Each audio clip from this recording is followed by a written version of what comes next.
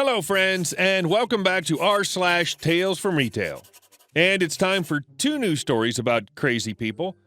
Our first story today is about two thieves who thought OP was incredibly stupid. But before we start, if you're new here, don't forget to subscribe to the channel and turn on notifications so you don't miss a new video every single day. How dumb do you think I am?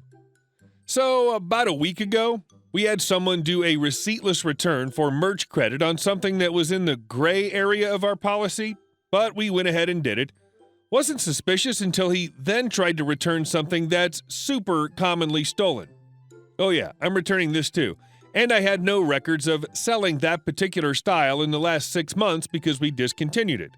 So I turned him away.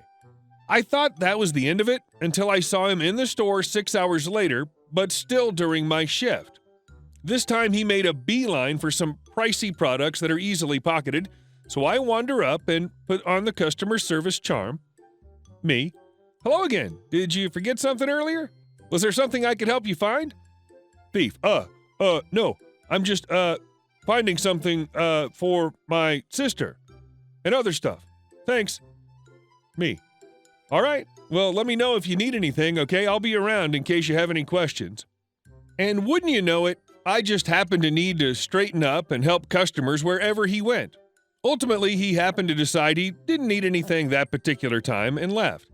I also happened to need to go get carts, and I saw him get in his car and drive off. No more than 10 minutes later, my cashier pages me for an ID to process a return. I walk up, and guess who I see returning another one of the items he successfully returned earlier?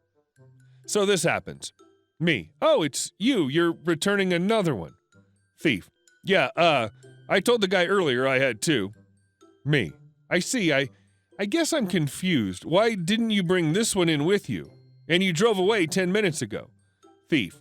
Yeah, I didn't have time. I told the guy earlier. Me. Do you have a receipt for this one? Thief. No.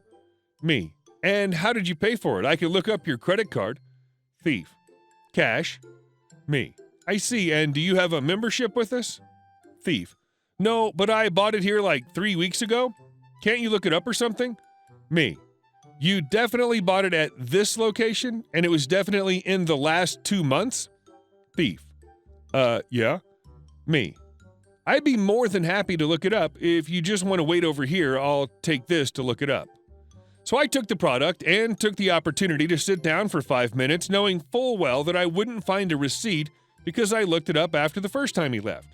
Side note, I'll often take the product with me while I look it up. We've had a few thieves leave without the product because they get nervous the longer we take. This one in particular did not. Me. Sorry, sir, it looks like I wasn't able to find the receipt, so I'm not able to do the return. Thief. With a multitude of feigned outrage, confused expressions. But you guys did it earlier. I don't understand. Me. So here's the deal. The return earlier was a customer service gesture, and I wasn't even supposed to do it.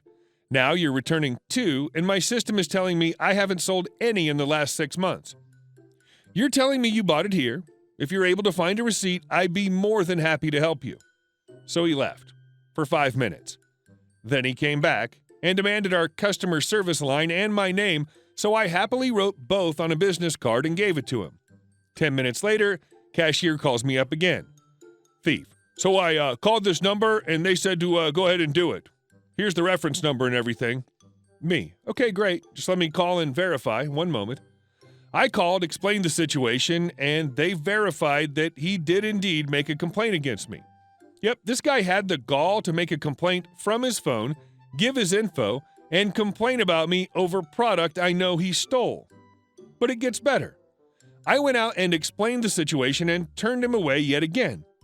This time I noticed he had another product in his hand. He was in line to buy it. Things resolved fairly easily, but I got called away to another part of the store. Not 2 minutes after that, my cashier radios me, that guy just walked out with something in his hands. Great. I was too busy to deal with it just then, but I didn't have to wait very long for the next thing to happen. 5 minutes after that, a sketchy-looking woman ambled in and tried to do a return without proof of purchase. For, you guessed it, the very same product I saw in the thief's hands earlier. Now, I'm not a cop. I couldn't prove they were together. They had parked around the building, nor that this was the same product. But I quickly turned her away so that I could get to passing all of their info along to the relevant authorities. I wish I could say that that was the end of them for the day, but it wasn't. I got a phone call from our sister store thanking me for the heads up I gave them because the pair of them went down there trying to pull the same exact thing. I gotta know, OP, just WTF was he trying to steal so badly? And our second story. How can you charge so much for something you got for free? I work in a large thrift store about 40 miles outside of Birmingham, Alabama. It's a Christian-run organization that has several ministries that it gives to, and the one we give to helps battered women and children. Each location has its own that it gives to. I think last year it was somewhere around 51% of our net profit we gave to them. Several $1 million easily. And while I'm not Christian, I love what the store does, and the people who work there are awesome.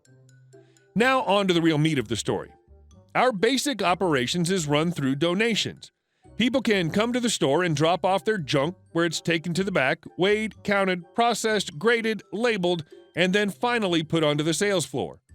One piece of clothing will pass between 4 to 5 people before reaching the customer, and we also do what we call specials, which is when we send our trucks to your house to pick stuff up, mostly furniture.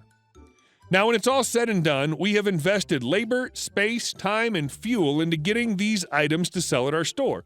But this is semi-rural Alabama. To say people are cheap would be charitable, and there's always someone who wants to haggle and barter. We don't do either. They'll throw out the line like, "But you got it for free." No, we didn't. But out of all those times I've been told this, one in particular sticks out and still makes me rage a little. I was helping out the front end while the main lady was taking her break. No big deal. It's not busy. We have all our cashiers, and there hasn't been too many calls for specials. Overall, a pleasant morning. That is until Miss Alabama walks up to the counter, decked out in houndstooth and red, carrying a very nice handbag, with such a sour expression on her baboon butt lips that you can begin to wonder if baboon butt wasn't what she was tasting. In her hand, she's holding a small statue that I'd helped my assistant manager research online that morning. It was a smallish sculpture by some famous artist that was worth a good $200. It depicted a man being held up by angel Jesus set on a wooden base. Campy and old, but we are firmly planted in the buckle of the Bible Belt. Jesus sells here. We had a sticker on it for $24.99. I smile and ask her if there was anything I could do for her, and she immediately snaps a quick, "Yes, there is. Tell me, how can you charge so much for something that y'all got for free?" It took me a moment to formulate an answer. We price our items based on their value. Well, it's missing a finger. Yes, Jesus did not have a right index finger anymore. That's why it's only $25. That's outrageous. And look at it, it's dirty. Oh, the dirt's free. That was a bad attempt at making her smile or at least bring the reins in a bit, but no dice. If anything, it just angered her more. This is a thrift store, not an antique shop. You can't sell other people's junk and charge this much. We do give half of what we make to charity's name, and they have to pay us somehow. I'm not paying $30 for a broken knickknack. That's actually insert name of piece by artist name. One like it sold on eBay for $200 last week. I've long since forgotten both pieces of information. Baboon Lip's face intensified and her eyes narrowed. Now I know her scheme. We have plenty of people who come to buy stuff and resell it on eBay. It's not new. We don't discourage it, and in fact, most of them are valued customers. One guy I'll call Joe comes in and buys maybe $400 worth of shoes at a time to repair and resell. He's awesome. This lady, I don't like her. I'll give you $4. Sorry, the price is $24.99. Well then, I don't want it. She plants the statue down on the service desk and stands there expectantly. All right, I say, and put it in the go back box. Her face morphed through several varieties of indignant rage before she marched off. The regular service lady returns from lunch and I'm free. A few minutes later, I see Miss Alabama walking around with the statue again, and she approaches the floor supervisor. The floor supervisor is a sweet older lady who's devoutly Christian, but with just enough sass to make her one of my favorite coworkers. "This didn't have a price on it," she says sweetly. "How much would you say this is? I found it over near the knickknacks." So much lies. But I've been in retail long enough to know going up there to declare her a liar is all forms of nope. So I just sit and listen. Oh yes, I remember this piece. Such beautiful work. You know, I love me some Jesus. She says this all the time, but it's still funny when she says it to customers. Too bad it's busted and so dirty. So I'll say, she hummed and hawed and thought about it for a few seconds before turning back to the lady and saying, $34.99. The face of Miss Alabama Baboon Lips was delicious. She looked like she wanted to start in on the floor supervisor the way she did on me, but bit back her bile and simply said, "Oh, well, thank you." She marched up to the register, and by the time she got up to the checkout, the original $24.99 sticker had miraculously returned. I waited till she had left before going up to my supervisor and telling her all about what had transpired between Miss Alabama Baboon Lips and myself. Oh, I know. Best way to get people trying to scam you out of paying the sticker price is to quote them a higher one when the sticker goes missing. If there's one thing I won't tolerate, it's stealing from those trying to do God's work. As an argument, well, the farmers got the seed and the ground and the sun and the rainwater for free. I know, they did not. So why are they charging so much for beef? Hey guys, thank you all for watching the video to the end, and I'll see you in the next one.